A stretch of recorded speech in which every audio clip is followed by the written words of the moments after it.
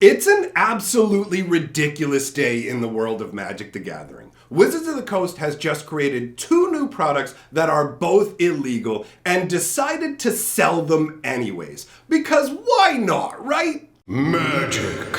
I am a wizard! History. I'm an old wizard! The Magic Historian. My bones hurt. Greetings! Owners of fine luxury cardboard rectangles, my friends, I hope the day finds you well because we have gathered to talk about an absurd and disappointing scenario. Wizards of the Coast has created multiple Magic the Gathering products that are slated to be released soon that are illegal for the formats they were created for. It's kind of mind-boggling how badly they have messed things up all together in a batch, really. If you think about the recent news videos that I've done, and you saw the one where we talked about how Jin Gitaxias is missing his Phyrexian symbol, that's a minor thing. And they accidentally left one of the triggers off of one of the German cards, a much more major thing. Well, now we have products that aren't legal out of the box. So we're going to talk about the less egregious of the two first, and then we'll get into the real monstrosity second, because honestly, this is just hard to wrap my mind around in some ways. So we're going to start out talking about the Kamigawa Commander deck Upgrades Unleashed. If you actually take a look at the deck list online and you start to scroll through it, you'll notice something really weird when you get down to the land section. It's like, everything in this deck, aside from basic lands, there's only one of. And then down here, I noticed that there are two Mossfire Valleys. But here's the problem. You can't run two copies of Mossfire Valley in Commander because it's a singleton format. So they've created a Commander deck that if you buy it off of the shelf and try to play with it, it is straight out of the box illegal. Now, this is the type of mistake that absolutely shouldn't be happening. Wizards of the Coast has very clearly signaled to us overall that they are focused on Commander and that Commander is a huge format. Having the feel bad experience of, oh, by the way, your deck's not legal and you didn't know that, you just grab the deck, you're ready to play, pick any one you want. Oh wait, not that one, because that one's actually illegal and you have to change it before you can play with it.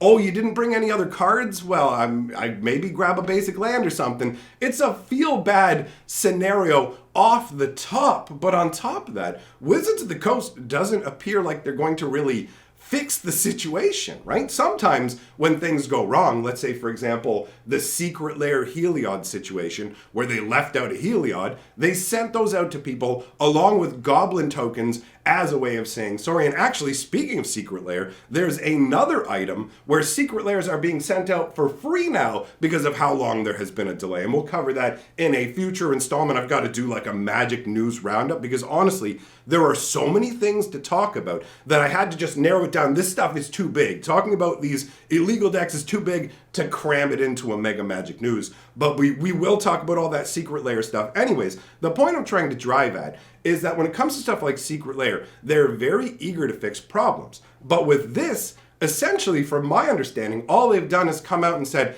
hey, that Commander deck that we made, we accidentally put two copies of this card in it, take that one out and shove a land in there, right? Just grab a mountain or whatever, jam it into your deck. That's basically what they're saying. But ultimately, everybody who buys that deck is essentially losing out on a card, right? That specifically was keyed to that deck. And some internet super sleuths actually did some digging and found out that the image of the card from the Commander deck exists. It was supposed to be Nissa, Voice of Zendikar. That was supposed to be there instead of the second Mossfire Valley. But Wizards, it has no plans to basically go, hey, did you get kind of hosed by this product? Well, we'll send you out the missing card that was supposed to be in that deck. Mum's the word. They haven't said a single thing. It was supposed to be Nissa, and we'll make it right either by mailing it out to you or you going into LGSs, and it's a bad look. And the only reason I can think about it is because these aren't super expensive Commander decks. So from Wizards' perspective, they're probably just like, we don't make enough money off the product to really care about it, so you eat the loss. You eat the problem.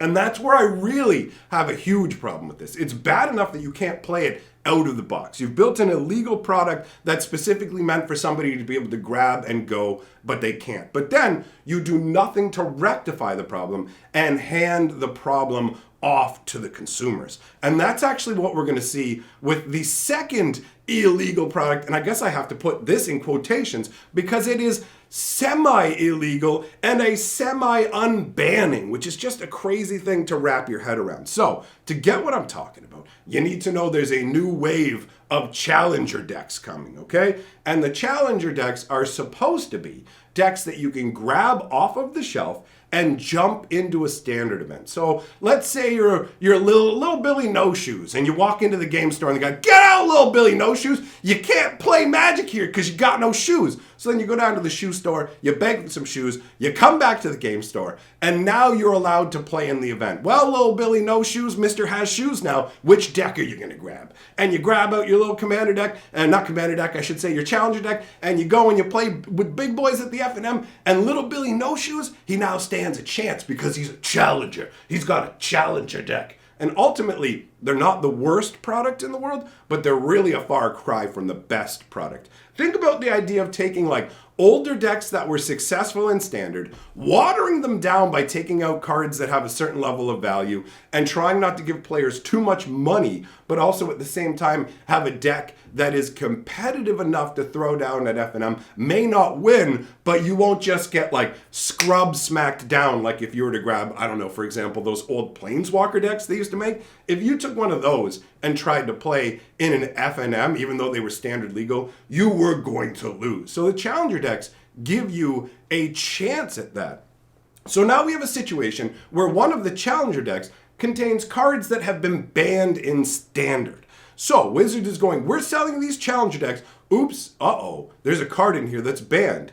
Faceless Haven is inside one of these challenger decks, specifically the mono white challenger deck. So you get 3 copies of the Faceless Haven in this deck list. And Wizards of the Coast has put a little addendum here on their website saying what happens. So, and I have to laugh about this because this happens. This releases April 1st. It's like an April Fool's joke, right? So it says, for tabletop formats, this deck will still be legal for tournament play in tabletop Magic the Gathering formats, but only as is. Specifically, this 60-card deck and 15-card sideboard will be legal as long as no changes are made to it. And second, for digital formats, both Magic the Gathering Arena and Magic Online will be handling these bans in the same way they normally handle standard bans. Since the challenger decks aren't offered as a product online, that is not an issue, right? So this fully boils down to how they handle it from a paper perspective. And what they're essentially saying is, yo, this product is just automatically legal in standard. Yes, we know that Faceless Haven is not legal, but as long as you're playing this specific deck list, then it is legal. And this is an unfair burden on the entirety of the Magic playing population. What's happening is Wizards of the Coast is going, we made a mistake. We're not going to pay for it. You guys are. You have to buy this stuff still. We're going to make it available. It's going to be part of the format. And now you have to be aware that this is legal. When you play in an official like Magic the Gathering format, tournament, whatever, you're expected to know everything about that format. Everything that's legal and not legal as a result, right? So if anything's banned, you're supposed to know that. Now this creates an undue level of requirement for what you need to know and puts you in ridiculous situations so that Wizards of the Coast can sell these decks, right? You have this scenario where, look at the standard format. The standard format only uses bannings. People have asked me in the past, why doesn't Wizards of the Coast use a restricted concept for standard the same way that they do for the older formats where you can only play 1 copy of a card? And the answer to that has always been, it's too much memory work. It's too confusing for players to have to remember, oh, I can only play with 1 copy of this. Oh, I can play with 4 copies of this. That is too confusing for them. But at the same time, Wizards of the Coast expects you to be able to tell when somebody's deck is illegal. So let me let you know the exact deck list. You have to know these exact numbers. Imagine sitting down and playing a game of Magic. You have to keep track of all of this to tell if your opponent's deck is legal or not. So it has 2 Redains, 4 Monks of the Open Hand, 4 Ushers of the Fallen, 4 Code Spell Clerics, 4 Clarion Spirits, 4 Luminarch Aspirants, 1 Intrepid Adversary, 2 Thalias, 2 Skyclave Apparitions, 3 Elite Spellbinders, 2 Kabira Takedowns, 2 Fateful Absences, 3 Paladin Classes, 3 Faceless Havens, 20 Snow-Covered Plains, and remember the amount of planes, because if that changes by 1, if there is 1 plane extra in here, this deck is now not standard legal. And then the sideboard, don't forget the sideboard, 2 Loyal Warhounds, 3 Cathar Commandos, 2 Portable Holes, 2 Maul of Skyclaves, 2 Selfless Samurai, 2 Sun Gold Sentinel, 2 Imperial Recovery Unit. Can you keep track of all that? Can you tell if your opponent's deck has varied from that at all? Now, you may be waving that away and going, well, what are the chances I'm going to run into this deck? None of that matters. It doesn't matter if it's a problem for you specifically you're going to run into and you think this doesn't matter. It's Wizards of the Coast going, we're not going to make our formats more manageable by using things like restricting and everything else under the guise of we want our formats to be simple and understandable. But now you're expected to know this specific 75 card build exactly to know what is standard legal, right? What are you going to do after the game? Go, hey man, you know what? Let me look through your deck. I want to know the exact amount of copies of whatever. And ultimately the blame for all of this lies with Wizards of the Coast, right? Like the part of the reason that I get so annoyed by this is like a result of their fire design philosophy. Faceless Haven is the perfect example of an insanely pushed card that they knew was going to be extremely powerful and honestly should never have been made. On the surface of it, you may go, what's the big deal? What is Faceless Haven? Faceless Haven is an incredibly powerful card that can go in an insane array of decks. Look at it genuinely. What did Wizards of the Coast do with Kaldheim? They made snow-covered lands and they made abilities that play off of snow-covered lands, but they didn't really put anything in there that punishes snow-covered lands. There's what? Maybe 1 card that genuinely punishes snow-covered lands? So the idea is everybody can play snow-covered lands with no real downside. And if you're playing snow-covered lands, it doesn't matter if you're playing mono-colored, 2-colored, 3-colored, all your snow-covered lands tap for snow-colored, or not snow-colored mana, but snow mana, and can activate the Faceless Haven. It can literally go into any deck. Oh, are you playing a tribal theme? Well, great news. It just so happens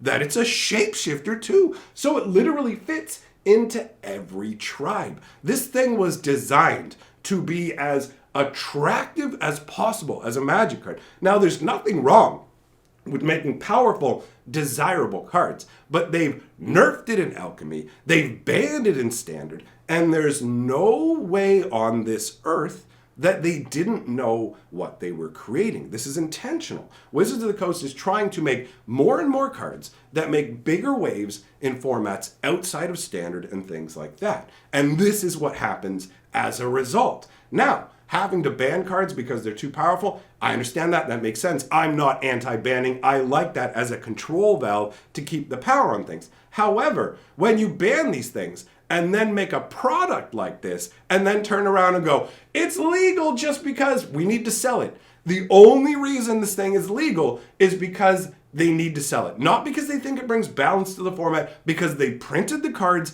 and they need your money. This is emblematic of what Wizards is like right now. They're making groundbreaking record profits. In fact, their profit earning report was just like dropped today, as far as I understand. And looking at the crib notes somebody made, business is booming. They just had their most profitable year ever.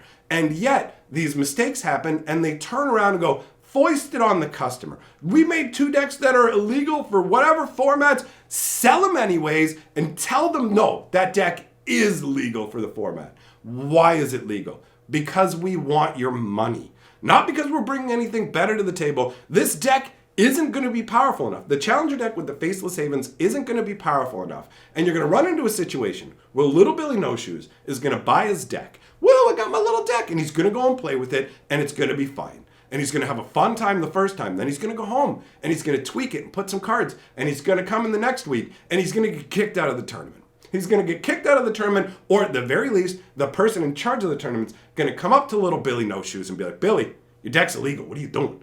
And then little Billy No Shoes is going to start to cry. And you're going to be like, no, little Billy, don't cry. And if you think it doesn't happen, take it from me. I'm the guy who ran tons and tons of these events. I've seen people start crying when I explain to them that their deck's illegal. And I'm not even being like, I'm not being mean to them about it. Now, that's not everybody. And that is like the younger ones. I've never had a full-on adult start crying because I told them that their deck wasn't legal. But we have a situation where Wizards designs overpowerful cards, takes too long to ban them. And then if it just so happens, oh, we decided that that's actually going to be in a deck. You know what? It's legal for as long as we've got these things for sale. Like, challenger decks to me already seemed pretty greedy. They put like a decent amount of cards in there so people will go, well, actually the financial value of the cards included equals this. And it's like, dude, how much of the stuff did they put in there that's about to rotate and whatever else? They lean on the secondary market and people justify and go, well, they put X dollars in this box, so it's a good box. And it's like, that's not the only yardstick to measure this by.